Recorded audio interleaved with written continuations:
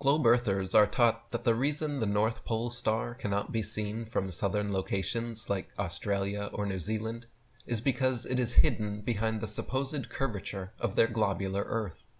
Similar to what is taught about boats disappearing beyond the horizon, they claim these boats and the pole star are disappearing behind the physical curvature of a globe,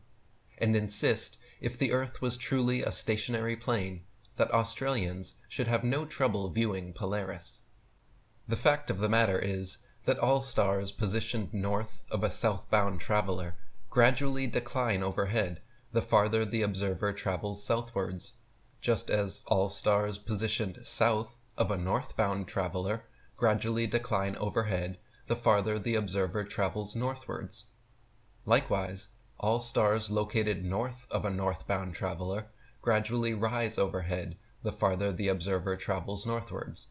while all stars located south of a southbound traveler gradually rise overhead the farther the observer travels southwards. This phenomenon has absolutely nothing to do with the supposed curvature of a globe, and everything to do with the law of perspective, which dictates that the angle and height at which an object is seen diminishes the farther one recedes from the object, until at a certain point the line of sight and the seemingly uprising surface of the earth converges to a vanishing point, in this case the horizon line, beyond which the object becomes invisible. Thomas Winship wrote, "If we select a flat street a mile long, containing a row of lamps, it will be noticed that from where we stand, the lamps gradually decline to the ground, the last one being apparently quite on the ground. Take the lamp at the end of the street and walk away from it 100 yards, and it will appear to be much nearer to the ground than when we were close to it.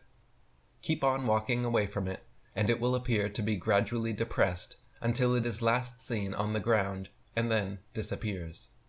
Now, according to the astronomers, the whole mile was only depressed about 8 inches from one end to the other, so that this 8 inches could not account for the enormous depression of the light as we recede from it.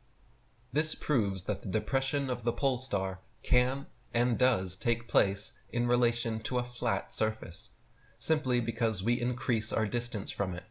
the same as from the street lamp. In other words, the further away we get from any object above us, as a star for example, the more it is depressed, and if we go far enough, it will sink, or appear to sink, to the horizon, and then disappear.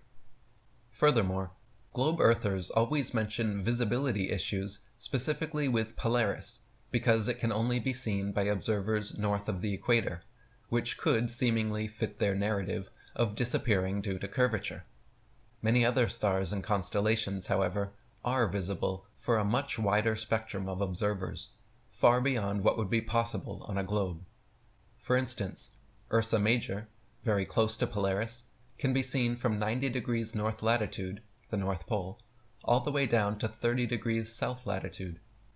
The constellation Vulpecula can be seen from 90 degrees north latitude all the way to 55 degrees south latitude. Taurus, Pisces, and Leo can be seen from 90 degrees north all the way to 65 degrees south. Aquarius and Libra can be seen from 65 degrees north to 90 degrees south.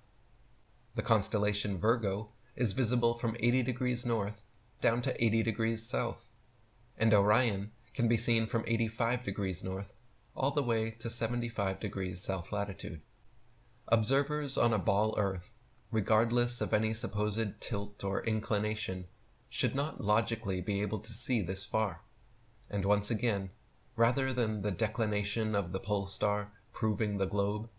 it provides yet more evidence that Earth is a stationary plane.